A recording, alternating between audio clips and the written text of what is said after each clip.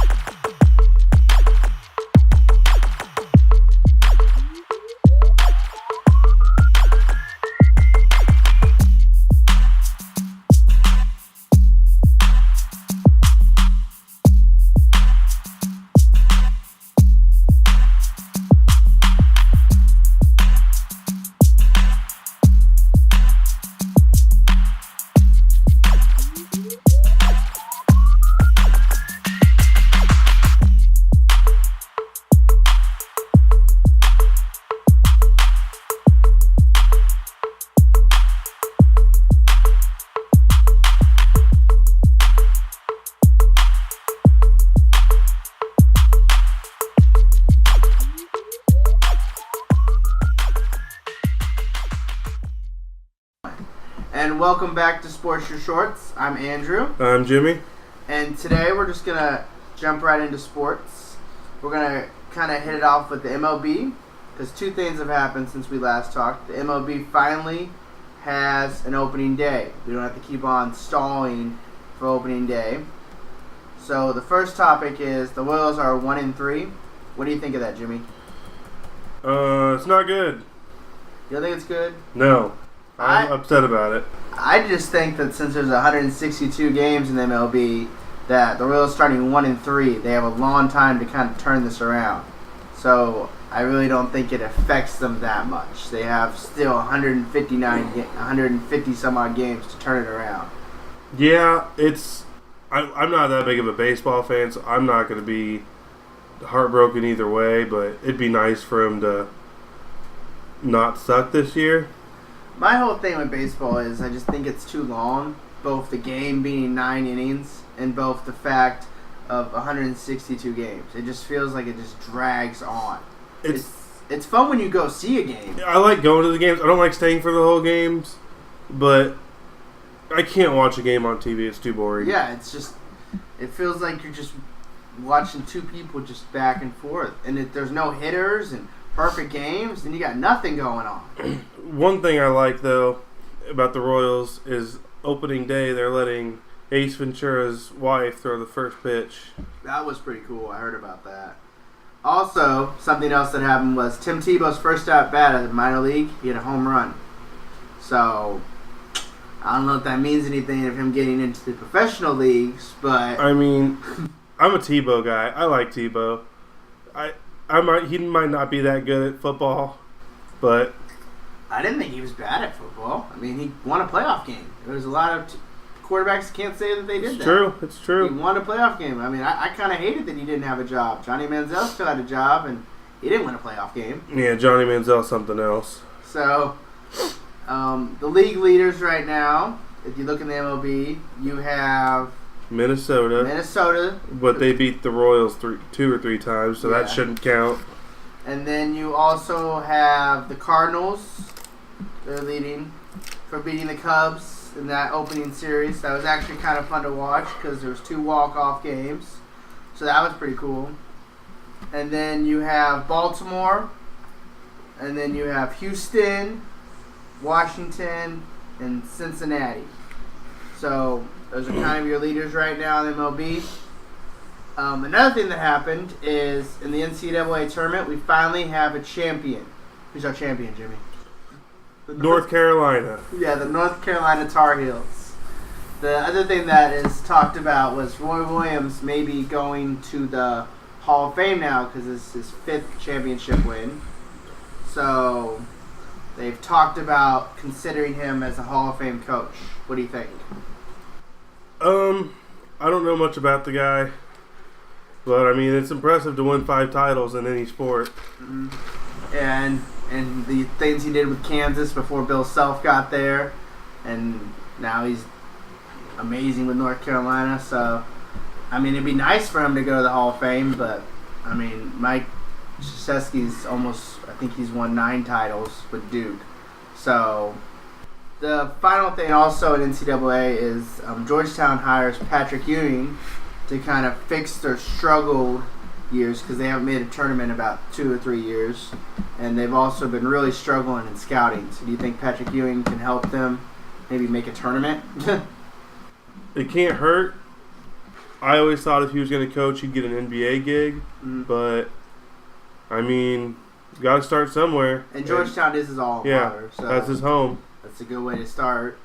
The final thing is now that the championship is done and there's a winner, and the March Madness is over with, the players who were good enough and who are ready to leave their 1 year and done are going to the NBA draft.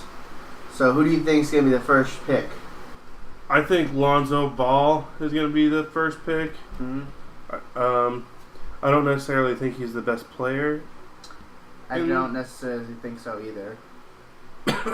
Who do you think is going to be the first pick? I don't know who's going to be the first pick, but I will say someone who I think is going to be the steal in the draft, and I really think that is Caleb Swanigan, who plays for Purdue.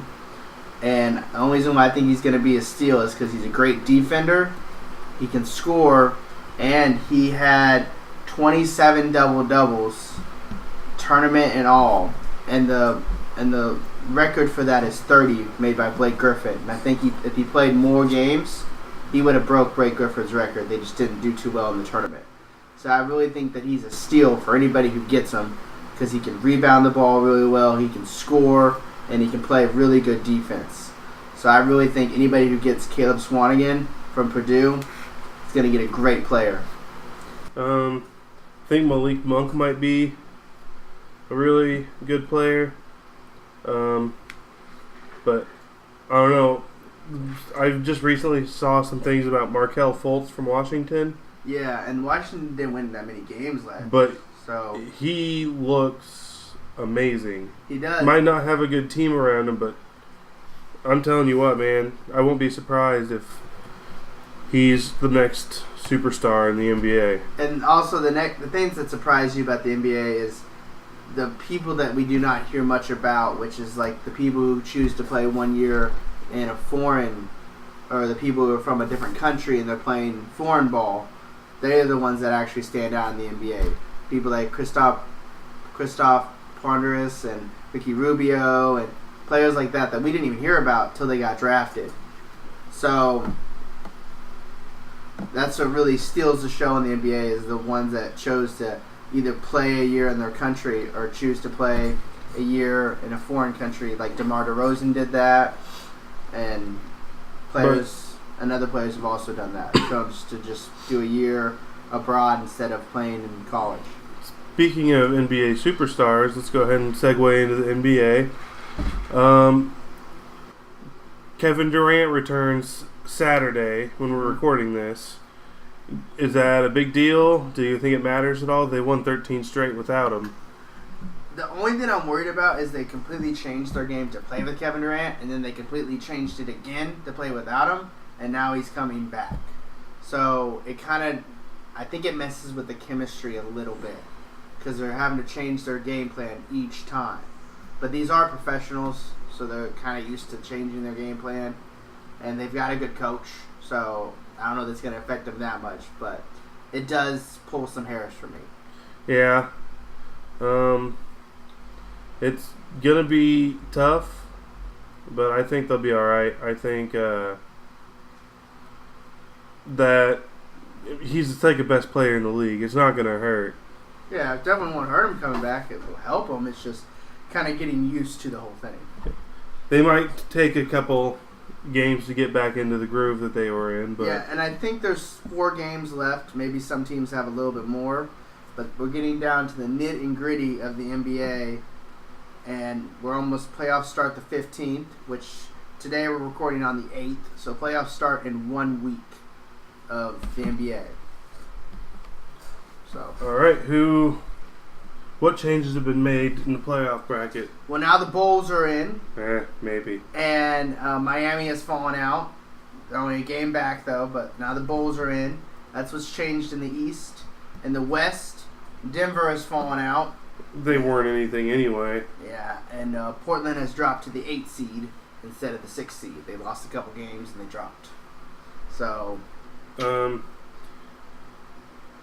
the Warriors just obliterating everybody the past couple weeks. yeah, They created some distance in that comeback win against the Spurs last week. also they've got the first seed because they have 3 games left to play, and so do the Spurs, and they have a 4-game lead. So if they lose these 3 games, the Spurs win. They still number 1 seed. They have the number 1 seed locked. So there's no changing in that. Right now, though, if you look in the East, Cleveland is only a game ahead of Boston, and Boston has 3 games left, and Cleveland has 4. So they're only a game ahead of having this seed, and Cleveland's been really struggling. I mean, they lost to Atlanta, and they've just been allowing a lot of points, and they're just getting outscored because they're allowing too many points. So it's not helping them. And they can't explain the losses. They interviewed LeBron about the loss in Atlanta, and he had no words. He's like, I don't know why we just keep losing. I'm kind of rooting for the Heat to take Chicago out of the... I think it would be cool if they took out Indiana, because I don't think Indiana's that strong of a team. So if they take the 8th seed in Indiana, the Heat are a team to watch out for. I don't think Indiana's that strong of a team. Miami's a hot team right now, and I just don't see that Chicago... They don't have anybody that can stop LeBron. Well, here's the thing. They did beat them 5 times in the regular season. So they do have Cleveland's number. They've not been healthy. Cleveland has not been healthy. Neither has Chicago. And they beat them 5 times. They had Jimmy Butler. Besides Jimmy Butler, name a relevant player. If you say Dwayne Wade, you're wrong because he's not relevant this year. They got that Milicic guy who's foreign. They've always had him. He can shoot threes. He's averaged 20 points this season. Listen to Cleveland's lineup. Kyrie Irving, one of the best in the league. Mm-hmm. LeBron James, the best in the league. Kevin Love's finally back. J.R. Smith. They have so many stars. Chicago just doesn't match up with them. At least with the Pacers, Paul George can at least do something against LeBron. So could Jimmy Butler. Jimmy Butler's just as good as Paul George. He's not better. I think Paul George is a little better. He's got more experience. Say what you will. I think Jimmy Butler's just as good. I think even Jimmy Butler's a better defender. Completely better defender. I just think the Pacers are a better team. I don't think Chicago really has the gumption to make it all the way. Alright, well, we're going to take our first break, and we're going to come back and still talk about the NBA. This is Sports Your Shorts. Everybody, it's the young visionary Kobe Thompson. And this is the young king himself, Jay Todd. And this is the +1, Jessica Miller. And we are the originals, plus one. We are the originals because we've been doing our thing on the radio, J Todd. They just now getting in tune with it. But hey, tune in now. Better late than never, right? We've been here, cats and kittens, cool men and cool women all around campus. Make sure you tune in every day from 7:30 p.m. to 8 o'clock p.m. sharp. Do not miss out. Yes, please tune in for the best 30 minutes of your life. Boom. Bang. And we're back to Sports Your Shorts. I'm Andrew. I'm Jimmy. Okay, so Jimmy, what's our next topic in the NBA? How do you think the playoffs are going to shake out? Well, we've said this almost every podcast. I still think the finals are going to be Cleveland and the Warriors. Just as bad as I want it to change, I think those are the 2 teams that can make it. But with the playoff race right now, I know we both have our opinions on who's going to make it, but who do you think Cleveland's going to have to go through? Do you think it'll be Washington, Toronto, Boston? I think that what's going to happen is Boston's going to get the first seed because I think Cleveland's going to continue to struggle, and I think they're going to have to figure this out. And I think Boston's going to take the first seed from them, and they're going to get the second seed, and they're going to have to go through either Chicago or Miami, which I think is a first hit for them both because they struggled against Chicago, regardless how good we both think Chicago is. They have struggled against them. Yeah. And Miami's a tough team to beat with how hot they are and the players they have. So they're going to struggle there. Regardless, I don't know if they're going to get beat there, but they're going to struggle. And then they come in the next round facing Toronto or Washington. they're going to struggle again. Who do you think is the better team between Toronto and Washington? I think Washington is. I think they play better defense than Toronto does. And I really think Toronto made a bad decision in getting rid of Kevin Ross, I think is his name. He's one of the great players that came off their bench, and he's a great dunker, and he played really good. Terrence Ross, not Kevin Ross. Terrence Ross. And I think they made a bad decision getting rid of him. And John Wall, he's completely turned around from where he was. Yeah. He's a mature point guard who you could tell he wants to win. And he makes everybody around him better. I didn't think that Marchand Gortat was a good center until John Wall came there and made him a great center. I'm just ready for LeBron to retire so some of these other teams can get in the finals and for a change. Yeah. 7 straight years of LeBron if he goes this year. Yeah, 7 it's a little straight. irritating. He's made it 9 years in his career, 7 straight. So it is a little irritating. And he's also been a second seed all the years that he's won a championship. So they do fall to the second seed. It doesn't mean anything. It doesn't mean anything for LeBron. He's won 5 championships. He's been a second seed the whole time. So 4 championships. Do you think Boston's the number 2 seed, the minimum? Yeah. Do you think they'll be able to go through Chicago or the Pacers or Miami? I think that they would beat Chicago no problem because Chicago is an up and down team. As much as I want to root for them because D Wade's playing there, it's just they're an up and down team. If you can call it playing. Yeah, if you call it playing, he's been hurt a lot and he hasn't been having the best year. But it's his hometown. I mean, I think he also wants to do stuff for that community and he loves Chicago. So it wasn't just for the money. Well, then they got to go through the Washington Wizards or Raptors after. Yeah, after that, that's a huge challenge too because we just talked about Cleveland struggling with that. So that's something that's they got to go through and they got to really work through. But I think Boston can do it, and I think that we may see someone different because Cleveland doesn't figure out why they're losing because they can't even figure it out, and they don't figure out how to play better defense. They may not even make it out of the first round because they're allowing teams to score 120 points that I frankly aren't good enough teams to score 120 points. Yeah. So, and you look at it last year, they only allowed 6 teams to score 120 points. They allowed 6 in the month of March. So, significantly different from what they've done. Do you have anything else to say about the playoffs, Jimmy? Not really. I'm still rooting for a Warriors-Boston matchup now. Mm-hmm. But I also wouldn't mind seeing the Wizards in there. I just don't want LeBron to go. Yeah, I think I've at least had enough of LeBron going to the finals. But we completely skipped over the West. How do you see the West coming out? Well, there's teams that I would like to see do well in the playoffs for the West. I really like how Utah plays. I think they're a strong team, and I think they play really well defense, and they have really good team chemistry.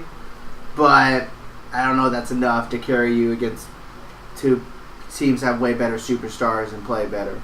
But I really like how Utah plays, and I wish that they could go farther, but I don't know if they're going to go that far. Right now they're split between 4 and 5 with the Clippers. Yeah. And the Clippers own the tiebreaker. Mm-hmm. And I think they could, if it comes down to it, they'll face the Clippers, and I think they could beat the Clippers. Because the Clippers have been struggling this season too. And I just think that it's time, not necessarily for a change in the Clippers, but they've been the same thing for a while. They've had Chris Paul, DeAndre Jordan, and Blake Griffin, and Jamal Crawford. So I feel like they need I don't know if they need a change in how they run their offense or anything like that, but they've done a lot of pick and roll, and they've been Lob City is what they've always been referred to since this thing. So I just think they need a new change because I don't think that much is going to come from them. As of right now, those 2 are playing each other. Mm-hmm. Who's coming out of that series on top? I want to say Utah because I think they have really good team chemistry. They play amazing defense, and they got Rudy Gobert. But they don't have Chris Paul. Yeah, you could go that, but they do have Gordon Hayward, who has played Blake really Griffin. good this year. Rudy Gobert, like Derek Favors, is a great defensive power forward who averages 15 points a game. So this next matchup is the one I'm more excited to see in the playoffs. First round, anyway. Houston versus Oklahoma City. We got James Harden and Russell Westbrook. Who's coming out on top? Game 7. I want to say Houston because I just love how much James Harden has completely changed this game. It's fun to watch him. He's completely changed how you play the point guard position, and I thought it was a bad idea moving him to point guard, but I did too. Hey, I'm allowed to be wrong, I guess. I am too, and like I've said it before. I think Mike D'Antoni deserves Coach of the Year because he's not only changed the Rockets, he's changed James Harden's playing. So I will say it again. He deserves it. The 3 of the 4 games they've played have been in 3 points or less. They played each other in November, and Oklahoma City won 105 to 103. Uh-huh. December they played. Houston won 102 to 99, and then January, Houston won 118 to 116, and then the 6th, March 26th. Houston just beat them 137 to 125. So Houston leads the series 3-1, and I think that's going to be about what's going to happen. And that shows that not one game is won by double digits. So you're looking for really close games, and players are going to play their heart out. It's going to be exciting. I think Russell Westbrook's the most exciting player in the NBA, but I don't think he's the best. I don't either. He's not the most valuable. I've got some things that I do not like about him. The next matchup, San Antonio and Memphis. I think Memphis is too slow. Memphis doesn't have a chance. I think we both agree on that. I think they're too slow. They may get one game. That's about it. I think they move way too slow. They're a slow-moving team with Zach Randolph and Marc Gasol. They run a lot of slow games. But the series is tied 2-2. Yeah. But... And these games aren't close, so one of these teams is going to take off. And now, this last one, there's not even much discussion. The Warriors versus Portland. I'd say that Portland would get one game because you have Damian Lillard, and he might just have a game where he gets like 45 points. The Warriors have not lost to them yet. And the first time they played, 127 to 104. Yeah. Second time they played, 135 to 90. That's a 45-point difference. Golden State in January beat them 125 to 117.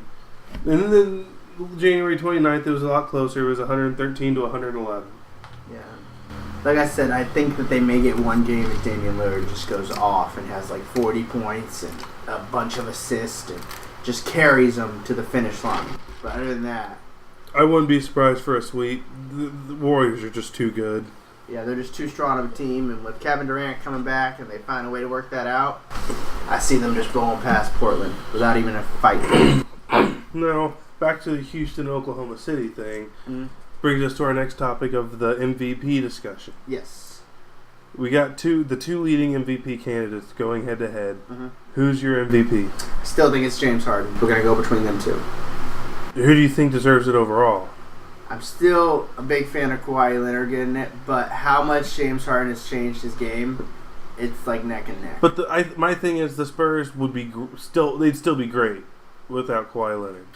They might not be the number 2 seed, but they'd be a top 5 seed. With Greg Popovich as their coach, anything's possible for the Spurs. I mean, he's been a coach for 20 years, and the Spurs have been relevant for 20 years. Without James Harden, I don't see it. I don't think it's going to happen. I don't think they'd be in the playoffs. I don't think Oklahoma City would be in the playoffs without Russell Westbrook. But James Harden makes people want to play with him. Yeah. No superstars want to play with Russell Westbrook. He's really hard. He's a ball hog, and he doesn't know how to slow down. And he also is really hard to get along with. He's got a big mouth. He just doesn't know how to get along with people. I mean, Kevin Durant didn't get along with him, and that's why he left. I mean, Russell Westbrook's probably the most exciting player to watch, just because all the stuff he does. I mean, at his feet of all the he broke the record for most triple doubles in a season. He's probably going to average a triple double, but I don't think I'm sorry to cut you off, but I also don't want to taint his record. But there was games where people will let him get rebounds. Oh yeah, no, he doesn't play good defense. A lot of his rebounds are because he left his man open, or they're on free throws and his team's just boxing everybody out. Yeah. And instead of going down the court like he should, like every other point guard does, he wants to stay right there so he can get the rebound, boost his stats. Yeah. James Harden doesn't do that. James Harden wants to play and he wants to win. So, to me, I think there's no competition. I think James Harden's easily the MVP, unless you give it to LeBron, which I can never fault you for because it is LeBron James. But I think Russell Westbrook's going to get it. I don't think he deserves it, but I think he's going to get it. Yeah, but just how flashy and how the NBA may feel like they snubbed him of not letting him have an All-Star game because they got so much backlash when he didn't make the All-Star team. So they may feel like he was snubbed out of that, and they may give him the MVP. We're going to take one more break. We're going to hit one more topic in the NBA, and then we're going to jump into the NFL. This is Sports Your Shorts. I'm Andrew. I'm Jimmy. Everybody, it's the young visionary Kobe Thompson. And this is the young king himself, Jay Todd. And this is the +1, Jessica Miller.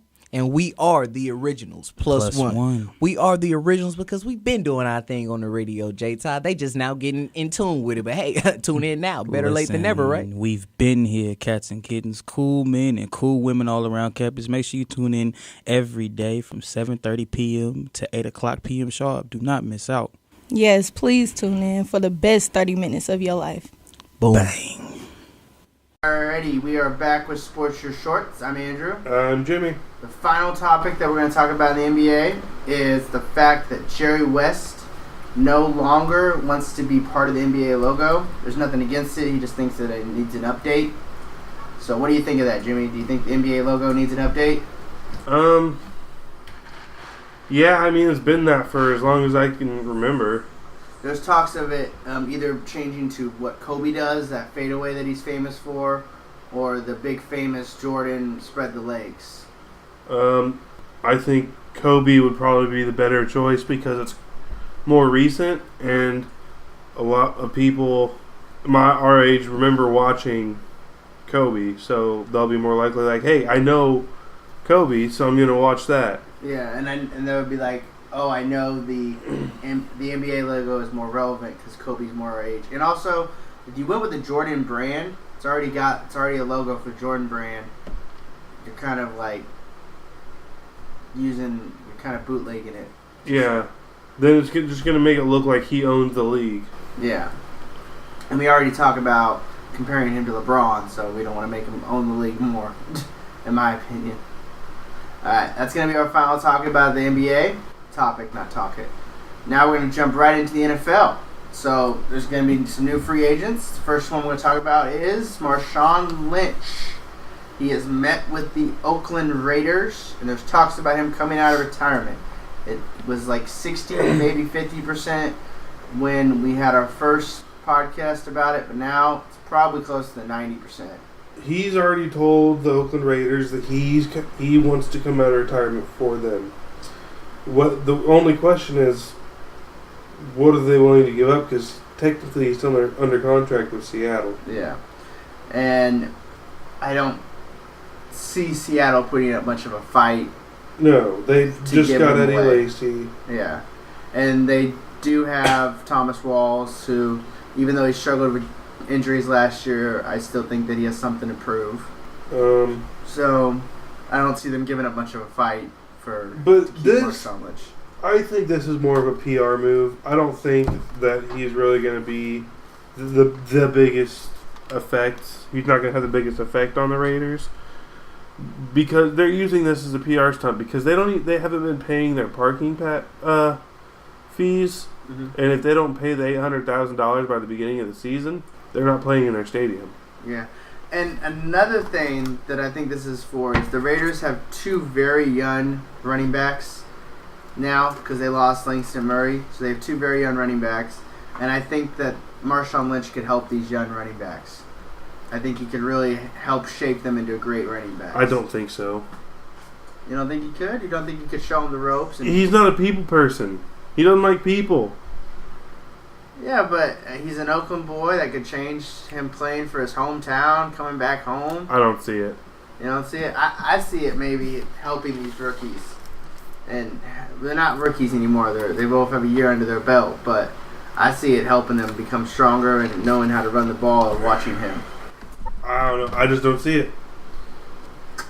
The next thing that we can talk about, it's almost related, well, it is related to Seattle, is Marshawn Lynch's teammate Richard Sherman. There's trade talks, and they're pretty heavy trade talks. And Seattle is really looking to make a deal for Richard Sherman. I think Richard Sherman's pissed off Pete Carroll one too many times by calling him out on the offensive play calling, and he doesn't know how to keep his mouth shut. He really doesn't. The only team I see him maybe going to, and that's a maybe, would be New England, because they won't put up with that. But I don't know. They have two really good corners already. Yeah. And I feel like if he goes to New England, I just feel like New England just kind of like stacks their team even more. Because they have two really good corners already, and then getting Richard Sherman, and then there was also talks about them getting Adrian Peterson, but those talks have kind of gone south now. I don't think anybody's going to get Adrian Peterson. He wants too much money, and he's too old. Yeah, he's got too many injuries under his belt to be relevant again. But how about the news broke earlier this week that Tony Romo will retire from football and join CBS as their number one analyst next to Jim Nantz. Well, I didn't want to say I see this coming, but I didn't see a team signing Tony Romo, and they kept on saying they're going to release him, they're going to trade him, so I just didn't think it looked good, and I didn't think he was ever going to leave the Cowboys. So this was just kind of his only way out, in my opinion. I think that Phil Simms needed to leave anyway. He was annoying. I didn't like him. But they don't even know if Tony Romo is going to be good at this, and they're putting him at the number one spot. He's never been broadcast. He's never broadcasted before in his life. He's not that good of a public speaker.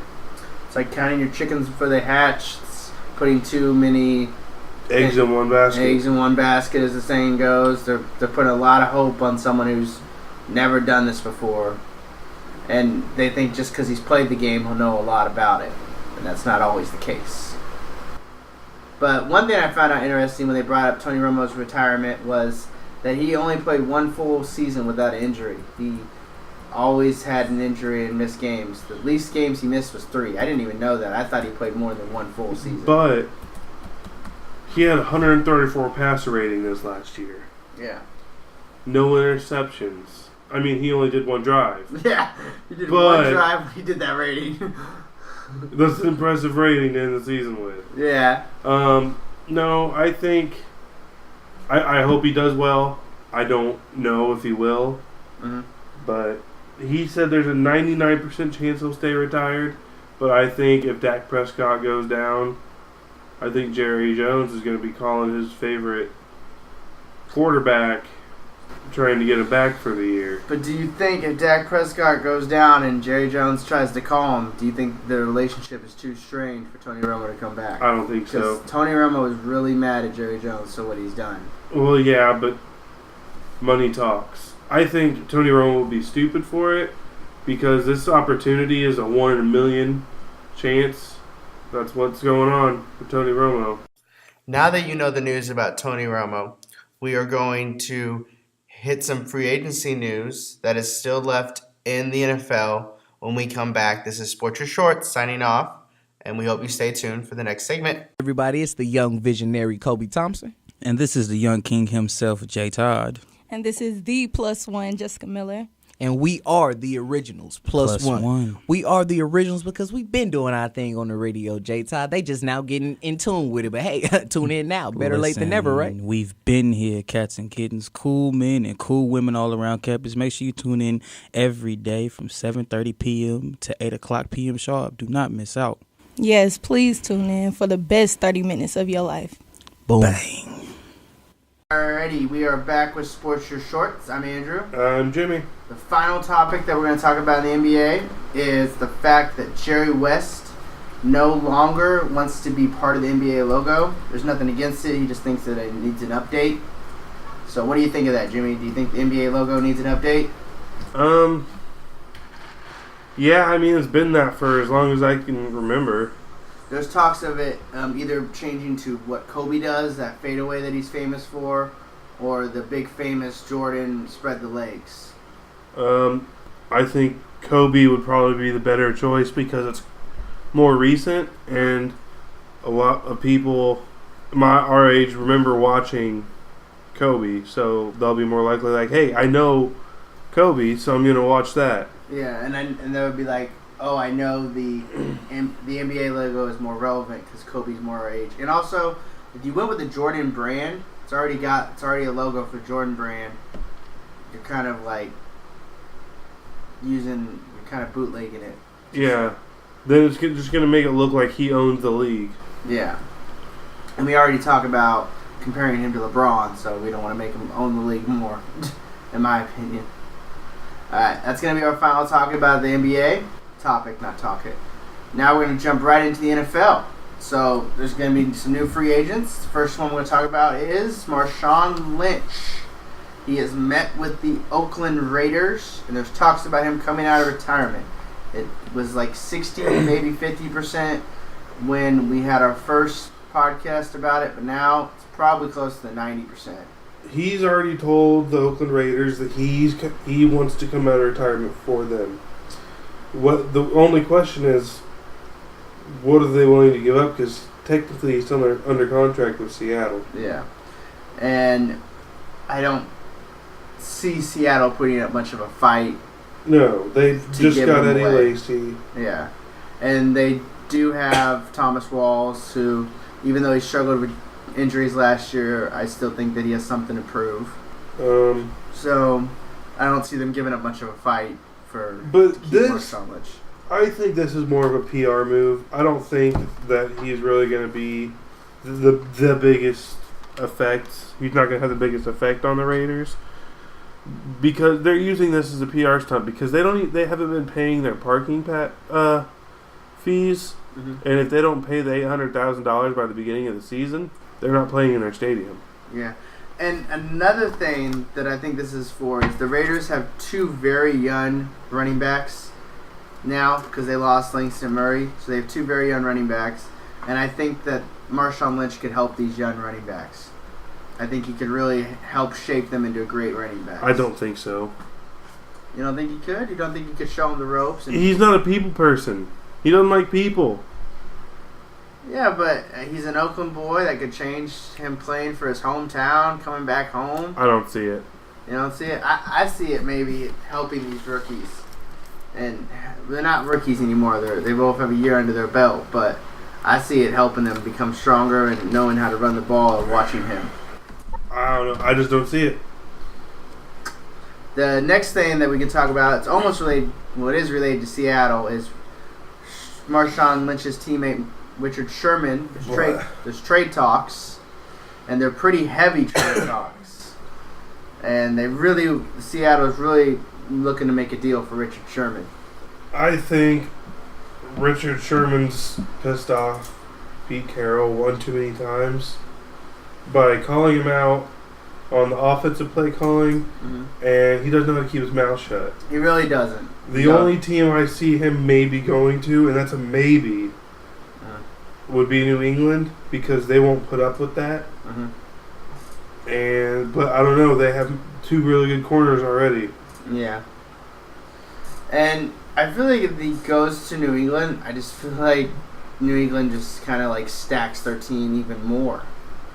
Because they have two really good corners already, and then getting Richard Sherman, and then there was also talks about them getting Adrian Peterson, but those talks have kind of gone south now. I don't think anybody's going to get Adrian Peterson. He wants too much money, and he's too old. Yeah, he's got too many injuries under his belt to be relevant again. But how about the news broke earlier this week that Tony Romo will retire from football and join CBS as their number one analyst next to Jim Nantz. Well, I didn't want to say I see this coming, but I didn't see a team signing Tony Romo, and they kept on saying they're going to release him, they're going to trade him, so I just didn't think it looked good, and I didn't think he was ever going to leave the Cowboys. So this was just kind of his only way out, in my opinion. I think that Phil Simms needed to leave anyway. He was annoying. I didn't like him. But they don't even know if Tony Romo's going to be good at this.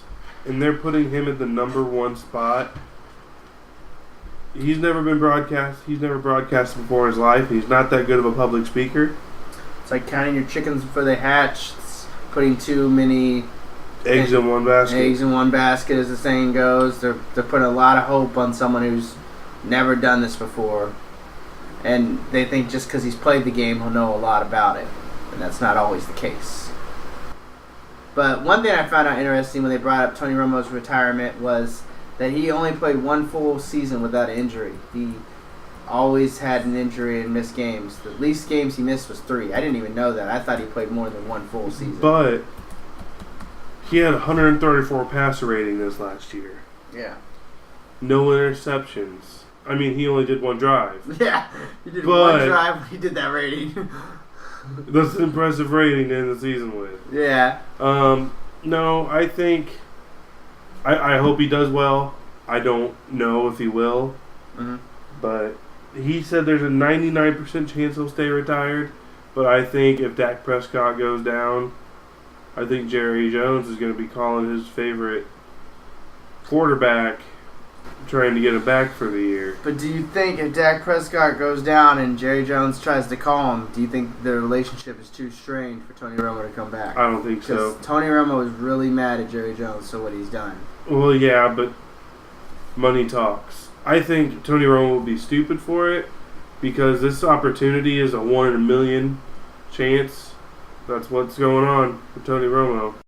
Now that you know the news about Tony Romo, we are going to hit some free agency news that is still left in the NFL when we come back. This is Sports Your Shorts signing off, and we hope you stay tuned for the next segment. Everybody, it's the young visionary Kobe Thompson. And this is the young king himself, Jay Todd. And this is the +1, Jessica Miller. And we are the originals, plus one. We are the originals because we've been doing our thing on the radio, J Todd. They just now getting in tune with it. But hey, tune in now. Better late than never, right? We've been here, cats and kittens, cool men and cool women all around campus. Make sure you tune in every day from 7:30 p.m. to 8 o'clock p.m. sharp. Do not miss out.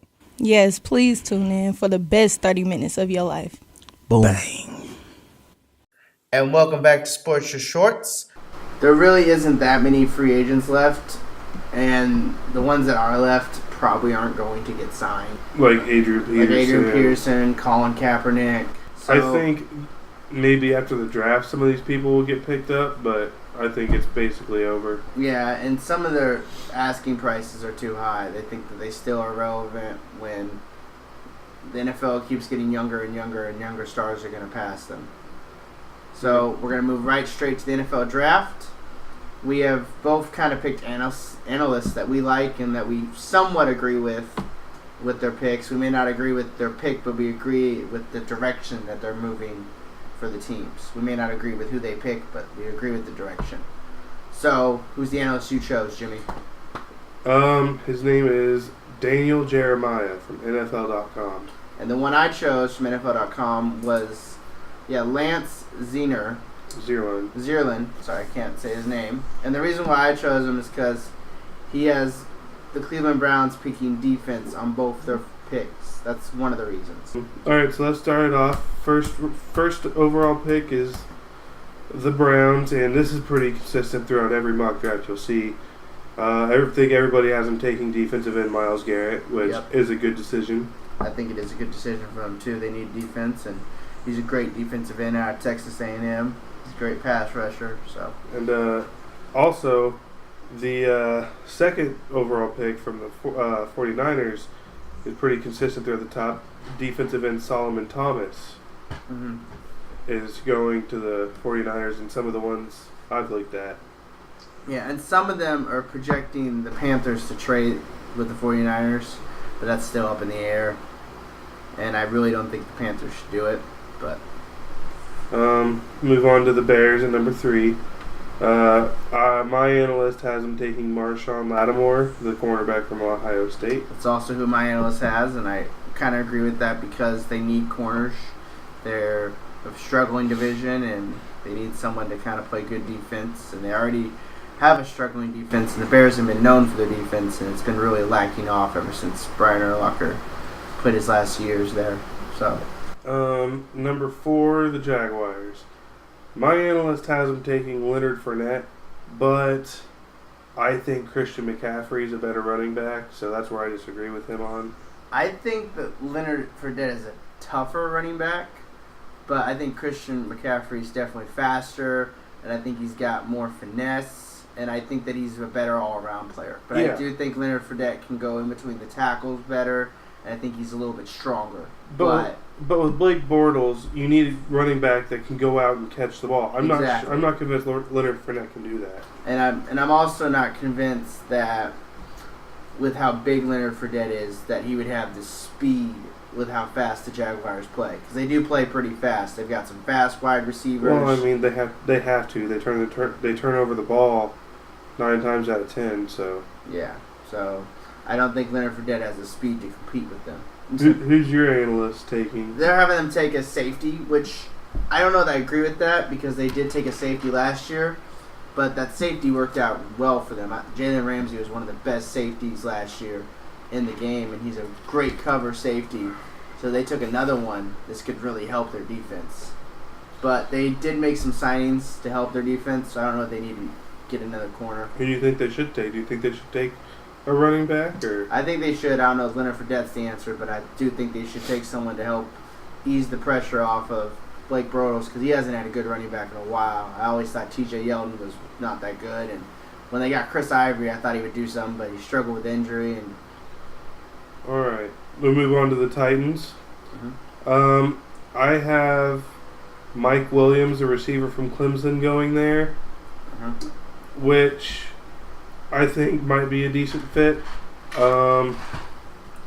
Who's yours have him? Mine has a defensive end, Hassan Reddick, which the Titans have struggled with defense, but I don't think defensive end is where they struggled. I think linebacker is more of a thing that they need to hit.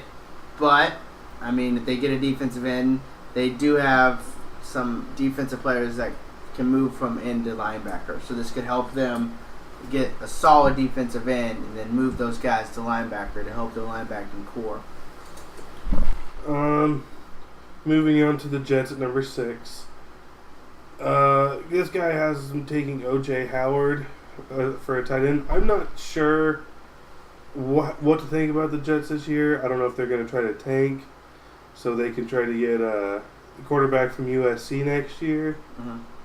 But if they're going to actually try this year, I think not taking a quarterback here is a big mistake. I also agree with that too, because my guy has them taking Leonard Fournette, and if they really want to try this year, they need to take a quarterback. They need to find something, because I don't think Petty is the way to go. He only played 2 games, and one game he did all right, and the next game he did terrible. So I don't think he's the way to go for their future. I don't think he's a good quarterback. And I really think if they want to try this year, they need to find a way to get a quarterback. This pick, the Chargers, I agree with. Safety Malik Hooker from Ohio State. Chargers have a weak defense, at least a weak secondary, and that's what they need to focus on building this draft, because they're in the toughest division of football, and their offense is pretty good. The Chargers only have one good player in their secondary, and that's Casey Hayward, who led the league in interceptions. And if he gets hurt, they got nobody. So I feel like they should go safety. And some of them are saying they should draft Jamal Adams instead of Malik Hooker. But they're both really good safeties, and I think that they need to go somewhere in case Casey Hayward gets hurt, and to help Casey Hayward so he doesn't have to do all the work. That's pretty accurate. The Panthers, I agree with this pick as well. They haven't taken Christian McCaffrey, except, like I said, I think him and Leonard Fournette should be switched for. I think he should go to the Jaguars, and Leonard Fournette should go to the to Panthers, because he more fits their running style. My analyst has them picking a tight end, which I think is a great pick, because O.J. Howard is a really good blocking tight end, but he can also catch the ball, and I think that's where the Panthers need. They need someone who can block, because their offensive line was terrible last year, and they need receivers, and you're getting two birds with one stone if you get O.J. Howard. I think, especially having a leader like Greg Olson teach him, it's only going to help him even more in his career. Yeah, so I think that it's a good way to go is O.J. Howard. Now, number 9, the Bengals. Jonathan Allen, defensive end from Alabama, is who I am taking. I don't necessarily agree with that. I think it's more they should go more of a receiver next to play with A.J. Green. Because without A.J. Green, they have nothing. I'm not Cleveland. The Bengals, Cincinnati Bengals, their offensive line was terrible last year, and they lost 2 of their good offensive line players because they didn't re-sign them. And my guy has them picking an offensive line player, and I 110% agree with that. Because when you lose 2 people that were your best starters and your offensive line was already bad, I feel like they need to go that way. And I have no issue with that. I think if they don't get a receiver, they should definitely get an offensive lineman. I don't think they should go defense. They don't have a bad defense. Their players are dirty players, in my opinion, but that's a topic for another day. Mm-hmm. So just move on to Buffalo at number 10. This is where Jamal Adams from LSU is going to go, according to this guy. And my analyst has them drafting a quarterback, and it kind of talks about Tyrod Taylor. You don't trust him. I still think Tyrod Taylor's a good quarterback. Sometimes he's a little ironic, and he plays a little bit too much with his feet and doesn't rely on his arm. But I think they should give him one more shot before they just go quarterback. So I don't really agree with them on that. That's the first quarterback taken off the draft so far, right? Yeah, Mitchell Trubisky is what he thinks they should go with. I don't know if they should go. I like Tyrod Taylor, but I'm not an NFL coach or GM, so I can't really make the decision for him. Mm-hmm. We'll just move on to the Saints, number 11. I agree with this pick 100%. Is Garyon Conley, from the cornerback from Ohio State.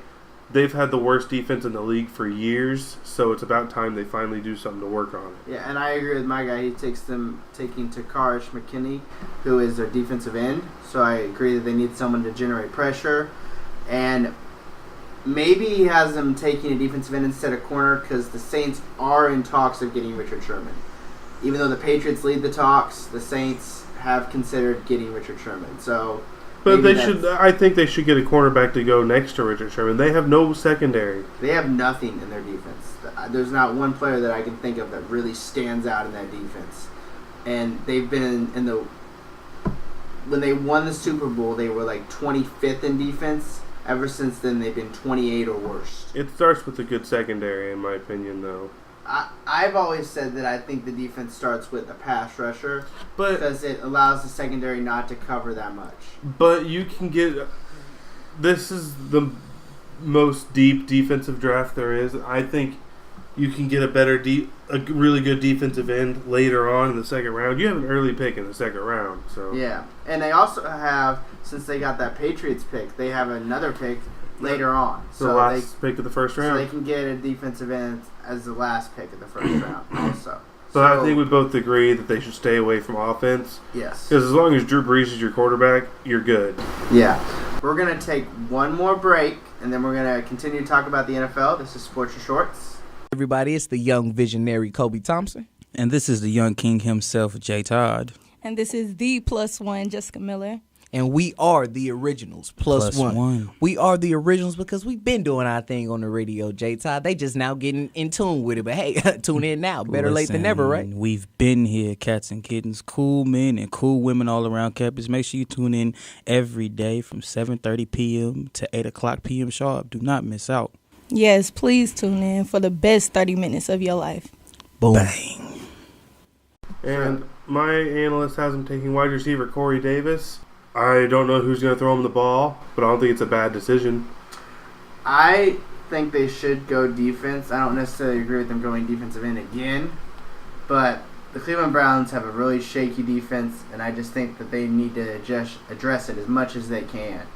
And going defense in the first 2 picks is something that I completely agree with.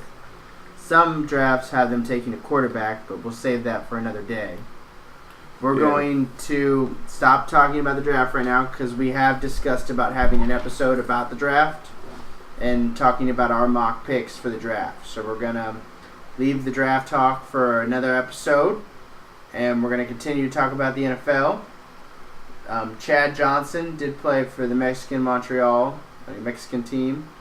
So he also had some funny stories about him guarding Antonio Brown.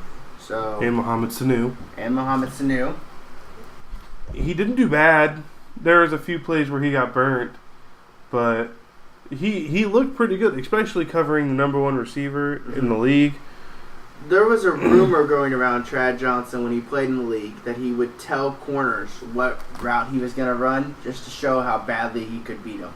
He would tell them that I'm going to run a slant, and he'd run that route and just get open every time. And he agreed to do it. He said that, yeah, that's what I did, but I think I would even say that too, just to make you look good. So I don't know if the rumor is true. Oh, I'm sure it is. In his prime, there wasn't a better receiver in the league. There was no cornerback that could stop him. Yeah, and Chad Johnson was a great receiver, and I think that he really made the Bengals look fantastic, and it made them want to get A.J. Green because they saw how great they did with Chad Johnson. So, and it also shows how great a receiver can help your team, regardless of how good of a quarterback you have. So, yeah, I don't know. Well, maybe he's trying to make an NFL comeback. Maybe as a cornerback. He's a little old. If he's doing decent against Antonio Brown, he could lock some people down. And maybe. He might be older, but he's still in football shape. Yeah, which we can't say for a lot of people. So I'm not in football shape, but I'm only 24. So he's probably in more football shape than we both are. Ever going to be. There's one final topic that Sports Your Shorts wants to talk about in the NFL, and that is possibly having a fantasy football episode. There's one thing that I may pose against this is if we talk about having an NFL draft episode and a fantasy football, sounds like we're showing too much love to the NFL. But in my opinion, the draft episode will be this month, and the fantasy draft episode won't be till August. Okay. When most fantasy drafts happen. So, yeah, we might show the NFL a lot of love. It is the most popular sport in the league, or in the country. And it's our favorite sport, so that's kind of why we show it a lot of love, in my opinion. But we're going to go ahead and close. We might have a special guest for the draft episode. We don't know yet. But if you go to our Facebook page, Sports Your Shorts, we will put a poll up there so you can vote whether you want a draft episode or not. So let us know. Yeah, I like that idea. Good job cutting me off, Jimmy. I like that. All right, we're going to end the show, and we're going to hope that you return next week. And we also hope that you guys check out our Facebook page and check out that poll.